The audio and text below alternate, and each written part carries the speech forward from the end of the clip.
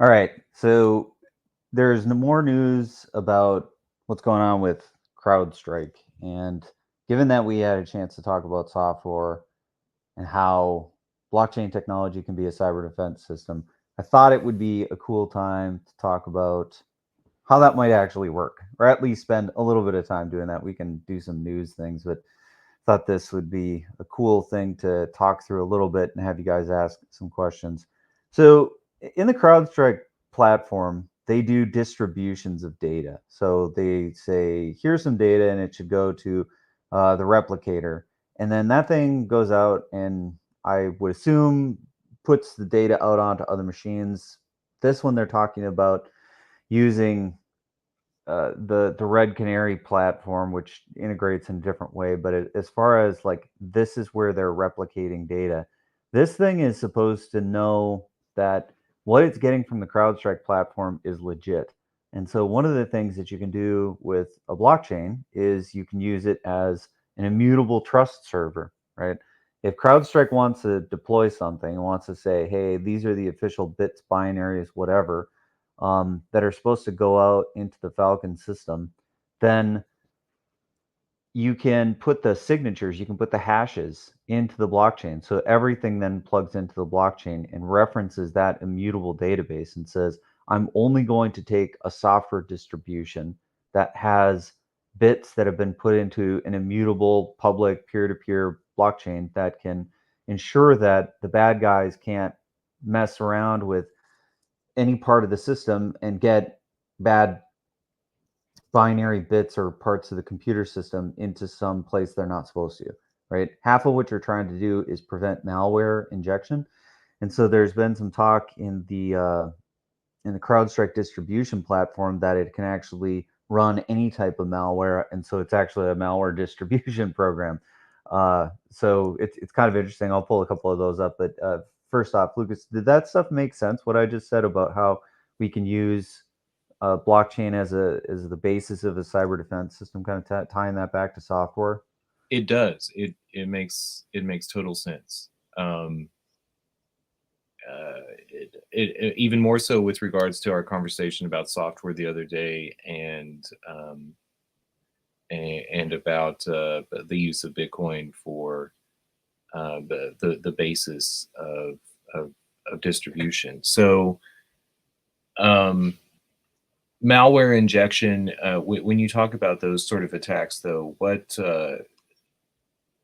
is somebody trying to? I mean, like with Delta, are they trying to? Why would why and how would someone be trying to attack a system? I mean, it's easy to think in terms of crypto. Why you want to hack a wallet and steal some money? What would be the why are people try? Is it just because they want to break something? Is this like kids who want to break a system, or is there is there more nefarious attacks or things that are going on? I think there's some component of people who want to break things. There are definitely, a youth subculture that gets into this type of more destructive hacking. I think a lot of the times there's money to be made by people who do this professionally, either state sponsored. There's a lot of talk that Iran, North Korea, and places like that, Russia, that have been engaged in cyber warfare. So there's that idea that we're actually fighting wars in cyberspace right now. We don't not even really talking about that. So that's a component of who's trying to do this as well. And then there's just like on the black market, stealing data and selling data is valuable. There's a market for certain types of data that you can pull out of big systems like this and then sell it on the open market. And there's certain value for medical data, personally identifying information, a whole bunch of different markets where you can sell. Okay, I hadn't thought about the selling of data.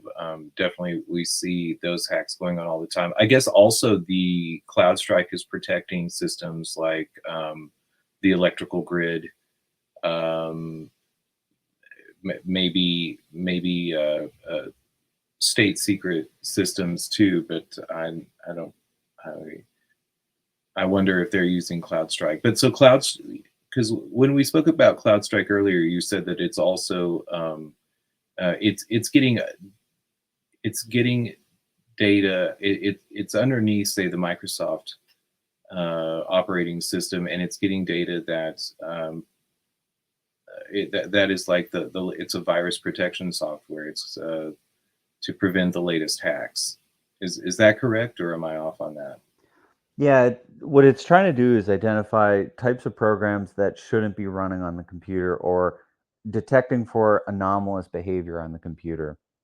Let's say that this is some desktop somewhere, right? And suddenly it's routinely used by like a secretary, right, to do data processing, maybe some word processing, limited types of activities like that, browsing the internet. If that machine suddenly opens a remote connection to an FTP server and starts shoving data onto that pipe really fast, that would be an anomalous type of activity you'd want to look and try to detect for. So that would be like anomalous behavior on the machine versus it's trying to do something bad like delete data on the machine as malware or like install some kind of a rootkit so that you can have a remote presence on the machine or something like that. And I guess something else might be it might try to gain access, change the password, and then hold that for ransom. A possibility also. So to blockchain, is it currently using like immutable sources like blockchain, like proprietary blockchains, or is that just something that you're thinking about could be possible in the future for also um, again going to the soft war concept of using Bitcoin um, as a as a So the idea is like process. you're using it as a distributed trust server. So by that, what I mean is there's a certain amount of stuff that you want to be able to say this is the correct thing, whether it be a video that you shoot, like to show that it hasn't been altered.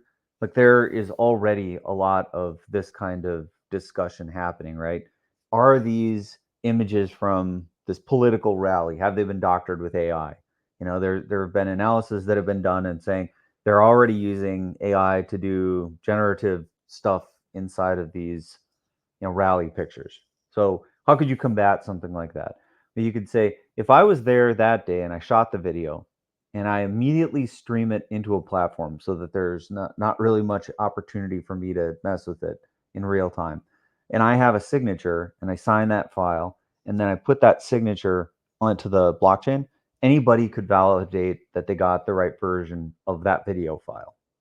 So like if you saw it on X and you watched it, you go look in the blockchain and say, is this a validated video from whatever person?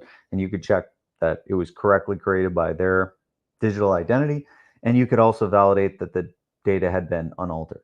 So that's essentially what you're trying to do with a lot of different computer systems is you want to say, this data should be running on this machine and it should be running unaltered. If it's been altered or it's not this thing, it shouldn't be running on the machine at all. That's like another approach. It's like a whitelisting approach, saying only approved software can run on it. And that's more like how Apple's program ecosystem works. You have to digitally sign everything, and then everything has to come through that channel of installing through the App Store on the iPhone. So um, do you think that we're going to see like the growth of the use of blockchain for publicly distributed programs that are verified is that an alternative to CrowdStrike, like a public option, or is a company like CrowdStrike is still going to be absolutely necessary? I think what CrowdStrike is doing, uh, I'm a little surprised it's not more of a top line priority for Microsoft as an operating system, just because this comes up so frequently.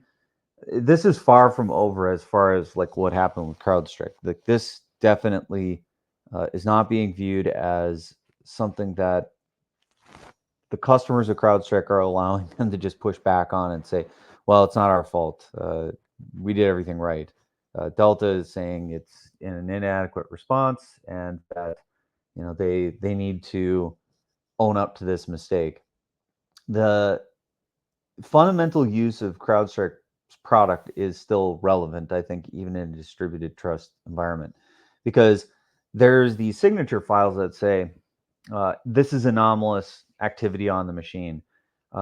There are always going to be things that will happen with computer software that go wrong, that just don't fundamentally work right, and they have some bug or some flaw in it. And so if you don't have any way to detect for anomalous behavior, then that system is definitely going to have a vulnerability that could be exploited. So I think there's still a lot of value in like looking at behavior on machines to ensure that it hasn't been infected with some kind of malware that shouldn't be running and might be running because of some flaw in the system that's trying to protect against it. So there's always layers of security. And so I'd say there's probably still some use case for something like this, but that it could be absorbed into the operating system. And is that what Apple and Linux did? And the reason that those systems weren't affected by the CrowdStrike outage? Because you mentioned Apple uses a whitelisting, but isn't there also Well, a just for the iPhone, because the way that you put apps on the iPhone, you either have to jailbreak the phone or all distributions of software have to come through the App Store. So they gate everything. It's a closed ecosystem. yeah?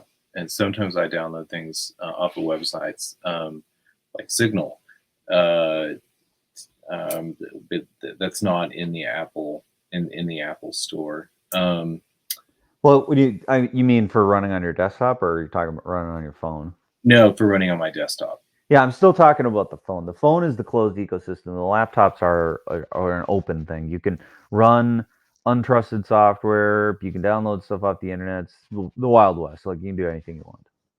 But when Apple switched to Microsoft, or sorry, Microsoft to OS 10, I remember there being some sort of hoopla about it being more deeply integrated into the kernel, or I'm not sure of. It was not as easy to hack underneath it. Was that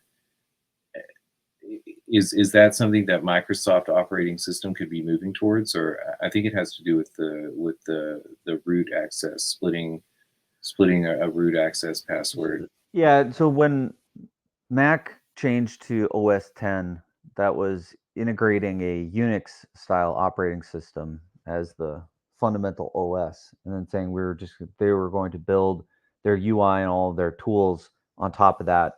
What they said was the right way to do a modern desktop OS. The Linux community had been saying for years that Linux should be the de facto desktop operating system, and that having a variant of that take off in the form of Mac was positively seen, but not necessarily what the Linux community wanted. But it's the closest thing we've got to a widely adopted Linux desktop, because essentially it is a Unix operating system with like a really nice windowing system built on top of it, and a Hmm. pile of drivers that run hardware. That's the other thing, your computer mostly does is it runs drivers, runs hardware. And are there other companies by the names I might recognize that are providing the same service as CloudStrike? Yeah, there are other ones. I'm not necessarily want to name drop them, but yes, there's a whole pile of them that exist in this space. Oh, okay. Was CrowdStrike the largest in the field, or largely associated with Windows? How did that? Largely associated with Windows, but I think they've got products for other platforms as well. Because I know I read some stuff that said they had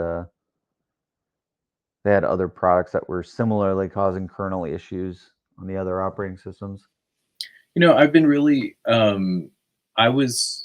I guess the thing that caught me the most with the CrowdStrike outage was that it affected the voting machines in Arizona, and they were out too. And um, we've seen a great concern amongst a lot of people about the hackability of voting systems, and the claim that usually gets to counter that concern is, well, they're not on the internet. Um, but if are they just talking about the operating system isn't accessing the internet, and yet there is an underlying program? I think they had been making claims that they said that the voting machines were not continuously connected to the internet. I think that the only time they were ever doing anything related to interconnecting them, at least these were the claims, was when they were doing the reporting of the actual vote counts. And in some cases, those were still manually reported. Like they would count up the votes on uh, voter tallying machines, but then they still had to have people that were physically at the facility do a manual count in addition, and then that they were supposed to report the vote count by voice by calling in. Hmm. Um, well, I don't trust what I don't understand. So, but maybe that's a different conversation. Well, are there other? But I think to answer your question, because I don't think I did necessarily, right? Because you're saying, well, why are these voting machines in Arizona seemingly affected by CrowdStrike, right? That was the question. Yes, Okay. yes. Well, so there, I mean, why is that software on there? It's, I don't know, official use would be that it needs to detect for anomalous software if you were, I don't know, trying to secure your machines in your election against bad actors, right? If you said, I want to ensure that none of these voting machines get hacked, and CrowdStrike has a product that's supposed to ensure that machines don't get hacked, it would seem reasonable to run it on there. But if CrowdStrike's platform requires you to have a continuous connection to the internet, then that would change the surface area of attack for those machines, because now they're continuously connected to the internet and using CrowdStrike, but still that means that they are accessible via the internet. That means if there's any other problem with the operating system, like an unpatched 0-day flaw or something like that, now all those machines are connected to the internet in a way that they wouldn't have had to have been if they weren't running CrowdStrike. So was it a good thing they were on there? Not sure about that, but that's how that could have potentially affected it, is because they would have hooked them up to the internet so that they can use CrowdStrike. Hmm. Um, yeah, it's again, I think there's a lot of cause for concern with because of this nature of tiers of what did you call it, uh, the the surface area of vulnerability. Um, I think that to me the voting systems are the most preeminent in my mind. I mean, bad news for Delta and for other corporations who are relying on CrowdStrike to provide security, but the implication that our or the realization that our voting systems were affected by this whenever the election officials were claiming that they weren't on the internet should um, raises my eyebrows. Well, What's now there? here's the really interesting part of this, right?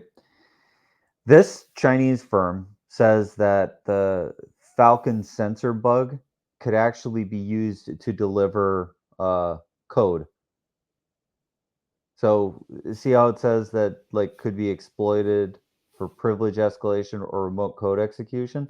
It's actually Yes. saying that CrowdStrike's internal channel delivery software that they use to detect the bad guys are saying they can use that to take over like all the machines on the planet that are using So, CrowdStrike. so CrowdStrike has a key into the system, and they can turn and use that key um, when it's saying granting privileges, and then do whatever they want. Yeah, and the CEO of CrowdStrike came back and said, "This is, unfounded. This isn't how this works. We wrote up, something that says that our software couldn't be affected in this way," and they're not really buying that response. So Delta is very upset. Like, we had this on the screen, but never really actually said it. But they are very angry at CrowdStrike and are not going to be satisfied with their responses or their apologies. So anyway, Well, this is a, like, I would say maybe the number two thing that I can think about as far as how our blockchains going to change our life. I think as we as humanity try to start solving these types of problems, there's kind of a really good technology that can be used to solve those problems, and it's distributed trust. So once we start leveraging distributed trust, then I think we're going to start to see a big change in the way that people think about blockchains and think about secure computing. And it kind of all ties into that dome of defense that was being discussed in software, but that didn't seem to hit right because it didn't talk about block space. So, like, what is the thing that you're trying to compete for? It's blockchain space. And that data that you'd put in there is stuff like this, trust data. and how do you see that that's going to be forming? Is it going to be sort of a Wikipedia meets Linux and a public blockchain and people vying to put the best and the most secure components on it, or is it going to be a private company that's using a blockchain? I I think it'll probably start with private companies that use it. Would make the most sense to me. I think, larger style deployments of trust into blockchains will probably come later. But I could see a product building a product on top of this idea simply to solve something that in the computer security world we call non-repudiation. If you think about blockchain and something like Bitcoin as a cyber defense system, somebody who's in the world of computer security will start to see a lot of values in an immutable database, something that can't be changed. That And will is they be very, using? very useful. You sent you sent a message yesterday, and I thought it was interesting. A notion of using Bitcoin to pay to pay to put information on a database on a chain. I can't remember exactly what the details are. But if a private company is establishing their blockchain, how do they establish a public blockchain that has consensus security? Oh, I wouldn't say that there would need to be a new one. I think Bitcoin or Chia, something like that, works just fine. I think that what California also just used Cardano for something to do with driver's licenses as well. I imagine that fundamentally, if you look at what they're doing, it's a distributed trust application. Oh, okay. So they will be using a existing public blockchain. Yeah, and this has been discussed. Like, if you don't use a public blockchain, there's no point in doing that unless, or you might as well use a database. Like, that's been discussed. Gotcha. I mean, Um, fundamentally, they're the exact same thing. Like, you just think about a blockchain; it's an immutable database. It can only it's a database where you can only write to it under very, very special circumstances. So under most use cases, that database cannot be changed by anybody. well, did you want to talk more about CrowdStrike, or was there other? Yeah, let's talk about non-repudiation for just a second because Okay, go I for it. mentioned it. Dig into non-repudiation. Okay, so this has a law definition. So if you look at what it says, it's where a statement's author successful or where statement's author cannot successfully dispute its authorship or validity of an associated contract. It's like saying you can't try to weasel out of this by changing your name, right? Okay. So the the fundamental thing that you're trying to do with non-repudiation is ensure that somebody can't forge their way out of it and that they can't change stuff that they shouldn't be able to change to cover their tracks. Like, If you have like a log that says here's the people who have entered this building, if I can erase that I was logged to have entered the building, for all intents and purposes I was never there.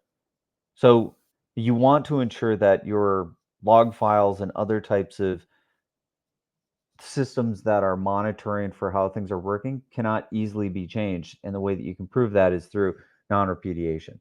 And so you can prove that a certain bad event hasn't happened, but you can also prove some things about when a breach would occur, right? So imagine you have a log and it just keeps getting longer, but you put checkpoints into the log, right? And you put you hash those files and you put the hashes onto the blockchain. If you do something like that, then you can prove that if you have that file and it says Lucas entered the building at 10 a.m., and I can look on the blockchain and show that the hash file or that the hash signature is there and it matches what this file hashes to, I can prove that no one has altered that log. And so Lucas definitely came into the building that day. Does that make sense? Like that's how I can prove that that log file hasn't been tampered with.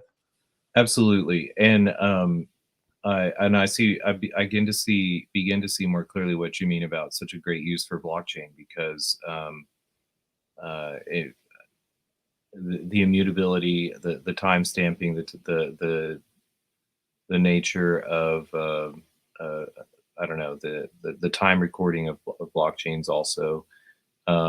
It's almost as if they are a larger version of a non reputable log file themselves.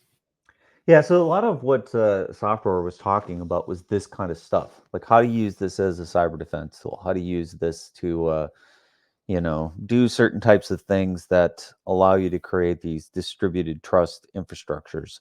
And so there's actually quite a few that we use every single day.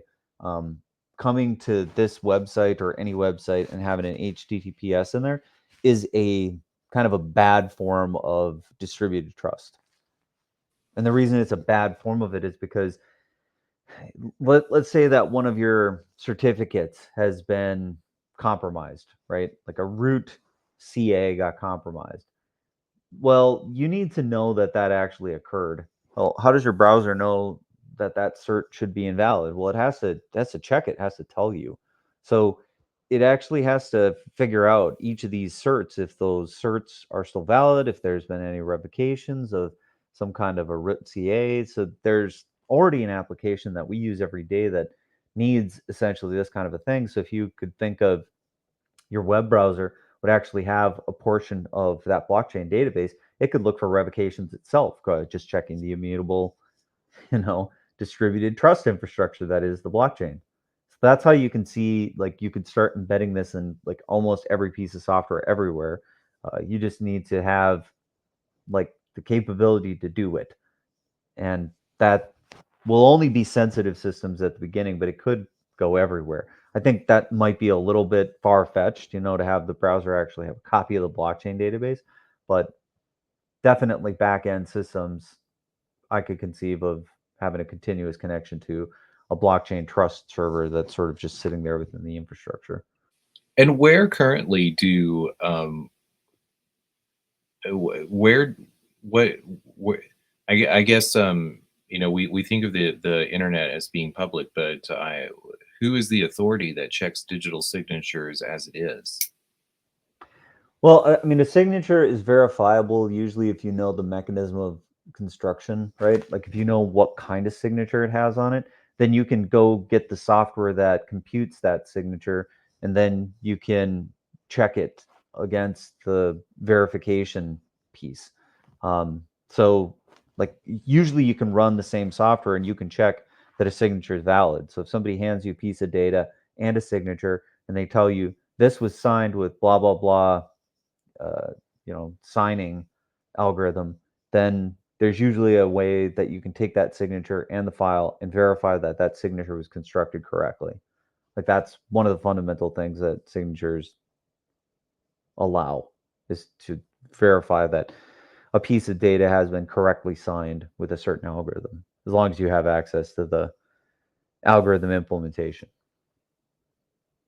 Hmm. Um, And I mean, there are times whenever I mean, the clock on my computer is wrong. I go to a website, it says this signature is not valid. Is that going to a private company, or is that some sort of international consortium that is holding those digital signatures? Well, I mean, a piece of data is signed usually. So this, like, if, for instance, let's say that I wanted to sign this.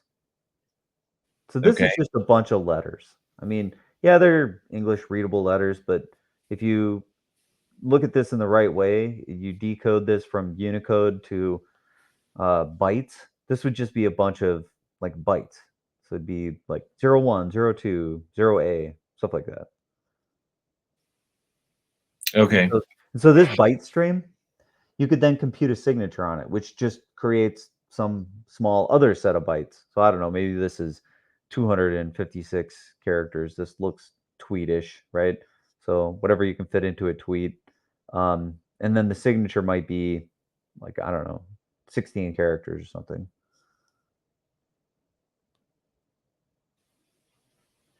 And the signature would always be like that number of bits, something like that. I see. And then that just is what you check it against. Yep. So then I would hand you this message and the signature. You wouldn't be able to compute the signature because you'd need the private part to do that, but you would be able to validate it. Gotcha. Um, well, are there other I don't know, vectors besides non-repudiation that blockchain is going to help, or is this one of the key concerns in security? So I would say what we're talking about today is leveraging one of the problems or one of the properties of blockchains, and that they're immutable. Like that's the thing that we're fundamentally talking about with this type of solving this type of problem is that you have a place where data can't easily be changed. So that whole idea of Bitcoin is somewhat inefficient, or it's inefficient in a way that we're actually leveraging that inefficiency as one of the primary benefits.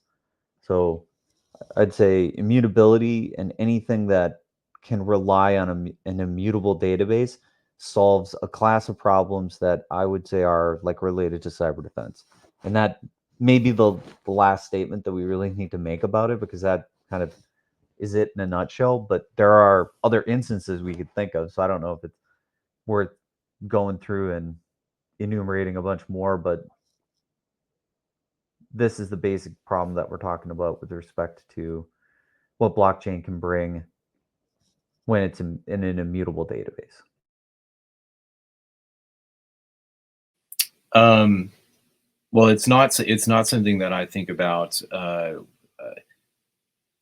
It's interesting to me because it's not something that I necessarily think about. I mean, you guys talk about security, and I know that there are vulnerabilities and people, and that this is a problem. But no, I had not considered.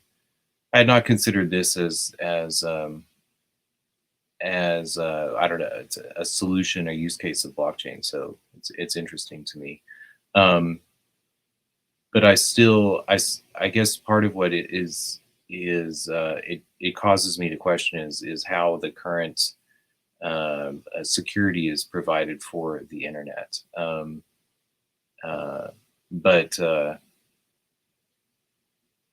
I don't I'm I don't know enough about it to even to to understand the questions that I should be asking with regards to like who is providing these certificates right now. Yeah, Um, so certificates are provided by different types of certificate authorities. So one of the big ones is a company called Let's Encrypt. They've been out there for a while, trying to get everybody to use encryption. So these guys offer free certificates and have been integrated with a lot of systems. So these guys are huge. And did there used to be one called like CA Associates? Was that a certificate provider at some point? Yeah, there's a bunch of like old legacy companies like that. Certificate issuance is still a thing, but with like Let's Encrypt starting to just get into the game of doing this for free, it was really hard to maintain certificate authority as like a business. So they had to diversify and offer a suite of stuff. But for a while, it was its own business. Yeah, you could just go to specific certificate issuers and or pay them just to be a trusted entity. That's actually what I was sort of wondering. It was if there was a business model behind it and why I didn't hear that. But somebody is doing it for free and providing those. So that's sort of what I guess I was wondering in my head, like why I hadn't heard about this as large companies. So you could imagine that you could do something like what Let's Encrypt is doing by putting the public parts of certificates onto the blockchain. Exactly. That's that. I guess that's when I mentioned is is there going to be some sort of Wikipedia meets whomever with regards to this, or a Project Gutenberg of certificates. So that's I mean, you could think of like half of the stuff that we do at the fundamental registration level on the internet could be done through something like a blockchain, an immutable database. Now, you don't want things to be completely immutable, so you have to play some tricks. And this is where we talk about what are some of the things that Chia does really well. And Bram was talking about singletons. Remember when he like said it over and over again when I was having that conversation with him? Is that you Yes. want to be able to set up something called a singleton. Well, a singleton would allow you to do what we have discussed with relationship to a naming service, right? So a lot of what you need to do with the certificate authority is put a friendly name on something. You have a platform like x.com, right? X.com is a name registration system, so we don't have to type in weirdo sets of characters, so we can actually, as humans, think about this stuff. So you could have a naming system that would work as a pseudo immutable database that could be blockchain based. And then if you have naming, then you could start putting certificates on top of those names. So you could easily build a similar type of infrastructure that we already have for certificates and do it using something like Bitcoin or Chia. And is anyone doing it on either Bitcoin or Chia? Are you aware of any projects that pursue something like this? I mean, naming's definitely been done, but I haven't really seen a distributed trust server implementation that really took off. I was tracking a project that was putting image hashes onto Bitcoin. So like if you take a picture and then computing a hash of that picture and then putting that on the blockchain to have verified photos and watermarked photos. Interesting. I've wondered if there will be such a thing as verified photos and verified videos. I was sort of diving down the rabbit hole of Trump videos online recently, last night, and I was watching some of them and just wondering, how do I know that this is real? Because they can be so easily modified um, and also pieces of them deleted, like you were saying with the non-repudiation earlier. So it would be nice to know that you have I don't know, the full original Alien song MPG at some point. It certainly is a use case that's like another good call on something you would want some sort of a distributed trust system for, is to be able to say, yep, this was definitely me that did this particular thing, and that it hasn't been altered, that it has been changed. Yep. The new Facebook Live, or whatever they called it whenever they updated or uploaded your stream immediately to quote unquote cloud. Can we talk about politics before we close, or before we come too close to the end of the show? Or was there more that you wanted to go into on CloudStrike and security? No, that's right. Let's what's on your mind for politics? Well, Joe, I mean, I'm excited that Joe Rogan endorsed Bobby Kennedy. I looked at Polymarket yesterday, though, and he's still not coming up on any of the results, which um, flabbergasts me. I I I don't understand why he's not coming up more in results there, or on people's minds. Uh, there's I don't know, there's a lot that's happening politically right now, but with regards to the election, I don't know if you saw that Trump also acceded to or assented to making the September 10th debate. Yeah, it Um, looks like they've only agreed to one, right? Trump said 3, and Harris said, "Oh, I'm only going to do one in September." you well, I don't understand. I don't understand what sort of game they're playing there. But uh, I don't know. I think that Bobby's chances are rising.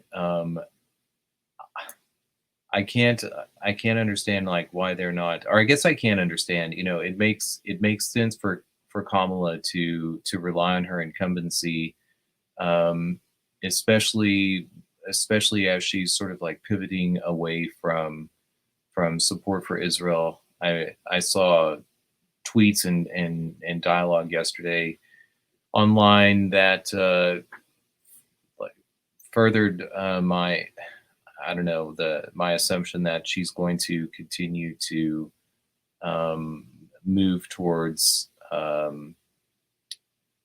move towards I don't know, stopping support for Israel, or calling them out with regards to their attacks on Gaza. And I think that she wants to avoid that conversation in America as much as possible. I think she sees that as being what the Republicans will turn to as the main issue. But again, I think that Bobby has a much better line. I guess the other thing that sort of took me aback is, did you see yesterday that he had a live stream with regards to his the DNC attacks against his campaign? No, I didn't catch that live stream. I noted that you'd sent me something, but when I went to it, it said it was over or deleted, or so Well, I didn't catch in it. the way of it, he fat fingered the room right when it was opening, and you had to restart. I should have sent you another link for it. And it wasn't a long one, and it wasn't that interesting with regards to what he had to say. I mean, we all know, or those who are following know that the Democratic National Committee, the moment that he started, boy, they've been very against him. Especially, I was really surprised when I saw the hearings with regard to COVID and vaccination. His questioning of the COVID vaccine seemed to be like 20 steps too far for them, and they were incensed. Uh,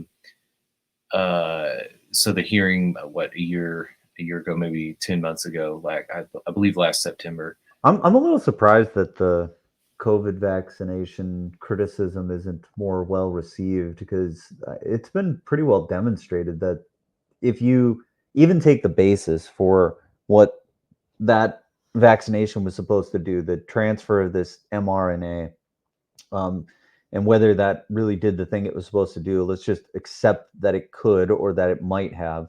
The fact that it was tainted with the base DNA has been, a substantial fault of that, and it's railroaded through on an EU, emergency use authorization.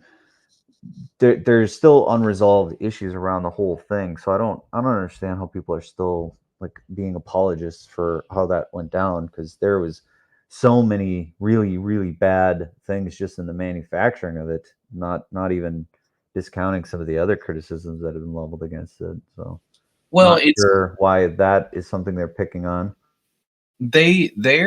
they're mainly upset for supposed notions of racism that are piggybacked or tied to the questioning of the science behind the vaccines, and two of them specifically, the lab leak theory and the Chinese Wuhan Lab Association. That was something that the government, the Biden administration especially, clamped down hard as misinformation, which is shocking to me. I don't know if you caught the Jeffrey Sachs Tucker Carlson interview, but the leak was originally from, it also stops the conversation of the National Institute of Health and their gain of function research in trying to discover how SARS might be used as a bioweapon. In doing so, they were trying to see if it could be if the infection rate could be increased. Do And you remember this at all? Operation Warp Speed. absolutely, I was listening to the Tyler Cowen interview that in which they sort of proposed using some of these, or the Tyler Cowen's podcast, and um, sort of was the beginning of Warp Speed, as I saw Well, it pulled I'm out. I mean, I'm not sure why Trump gets a pass on this, because I mean, this was He doesn't want to talk about it either, which is again why I feel like both the Democrats and the Republicans, they don't want to talk about a lot of these aspects of where the COVID response went wrong. Um, and it's maddening to me because we should be questioning why the National Institutes of Health gets to genetically modify and play with various known pathogens, or uh, viruses and other things to. yeah, this is the most cross-cutting thing that's ever been set up. I mean, look at this. Like, you got everybody and their grandma all coordinating on this. This is never good. When you see these word salad mixes of departments and they're all working together, that no good can come of that. Yeah, well, I mean, it's also just mind blowing to me that a lot of the gain of function research was done in Montana, and it seems like it probably did leak from Wuhan, but we don't know that it didn't leak from the Montana lab beforehand. I mean, they were manipulating the virus to try to make it more contagious, and that's a dangerous thing to do. We should have been doing that to begin with. But the Democrats are furious with Bobby for bringing it up. Um, they don't like him questioning, especially, like he also cited some paper that talked about the various like ethnicity, um, DNAs or blood, etc. And they have they've attacked him for blood libel, and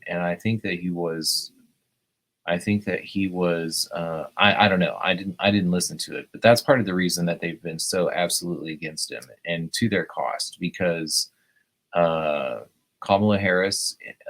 I part of the space yesterday was with regards to the fact that Kamala Harris has not registered to as in the race for the president under her own FEC number, and Yeah, she's yeah, using. we alluded to that yesterday. Yeah, and Well, I can pull that up. That's an interesting one. well, so he also remember I said I'm pretty much against the FEC and some of these uh, the Hatch Act, etc., because there's not a lot you can do when it comes to elected officials, and because the true measure of restraint is whether they get elected or not. but she's violating the FEC. Are they going to do anything about it? They have a 90-day window for reporting. So I don't know. Does she get to take all the money and then pay it back in the future if she becomes president? These are problems with this notion of the FEC laying down the quote unquote law with regards to elections. Well, and this was the problem with SBX and the whole, what I can't remember that word that we looked up, but SBF and the FTX and all of their campaign contributions. Yeah, I remember there was that one word where it said if they were ill-gotten that they had to be returned, and we actually found that that term was being used. I can't remember. Yeah, they even brought it up last night. Disgorgement. Yes. Yeah, right. But yeah, this is I think this is exactly what Laura Powell was talking about that we mentioned the other day, where this has all been incorrectly done. It's like Biden's number is this and Harris's number is that, and she's supposed to be using this one. And so then when Wall's piled in, now he's in the mix. So this is all goofed up. See, Wall didn't have his own FEC candidate number. So this type of stuff is fascinating to me as a technologist and somebody who implements these types of systems. Like, where was the security on this? Why was Biden allowed to have a number that anybody could just type in to his website? Like, seriously, that's the computer security that underlines our election commission? That's pretty sad. That's super weak. Like, here's another instance where a distributed trust server would work better than this. Right. Well, and have you seen the Phil Lyman's complaints against the primary vote in Utah?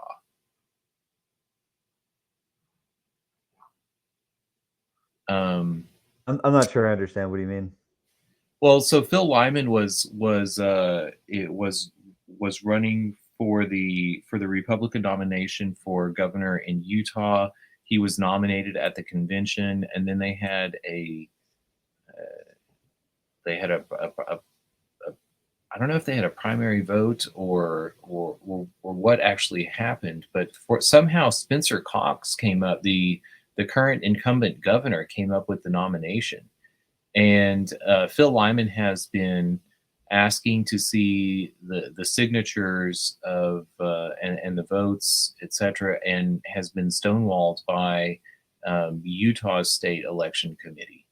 So just like I don't know, the FEC, I would love to see our votes recorded and immutable. But there is an anonymity concern there. But this is also why I'm not sure that our votes in a democracy, I think the notion of them being anonymous is problematic. And people talk about the problem with well, there are things you could do, right? I mean, if you think about this, right, you could know that your vote was.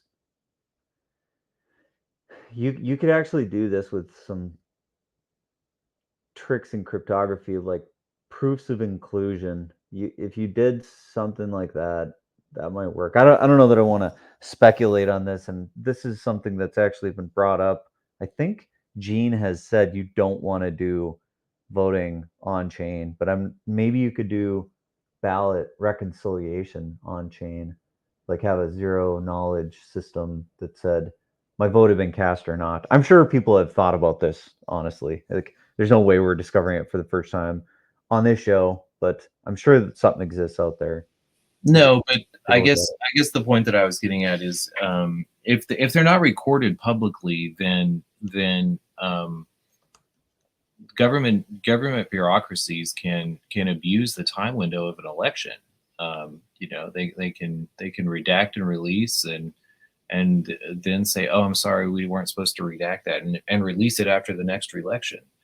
Here's somebody already thinking about this idea. Yeah. But yes, I think that this is probably another good use case of that immutable blockchain with verifiable data. Like, there you go. There's another good example of it. I think that this is absolutely a good use case for what we were talking about today. cyber defense, securing elections. Anytime you think about some kind of a security thing, usually something immutable helps you a lot. Well, those were sort of the things that have been on my mind this morning, or in the wake of last night and yesterday. I see more and more questions about the voting machines, and I mean COVID too. Like I saw a meme the other day that that the price of conspiracy theories is going up because all of them are coming true. But we're running out of conspiracy theories because they're all coming true. No, I think that we might have, I don't know. So I have less and less trust with voting machines going forward. You know, the other thing that I've been watching and we haven't talked about on the show, and it's Friday, is Tina Peters and the Tina Peters trial in Colorado. And Tina Peters was the clerk for Mesa County, which is in western Colorado, near Grand Junction is the county seat. And she thought that there were issues with the voting machine, and there may or may not have been. But what is interesting is that the state cracked down on her, and for giving unauthorized access to the voting machine. But as the county clerk and as an elected official, it turns out that that she gets a lot of latitude with regards to who has access to that. And as long as the vote is sacrosanct and nothing is done with manipulation of the votes, then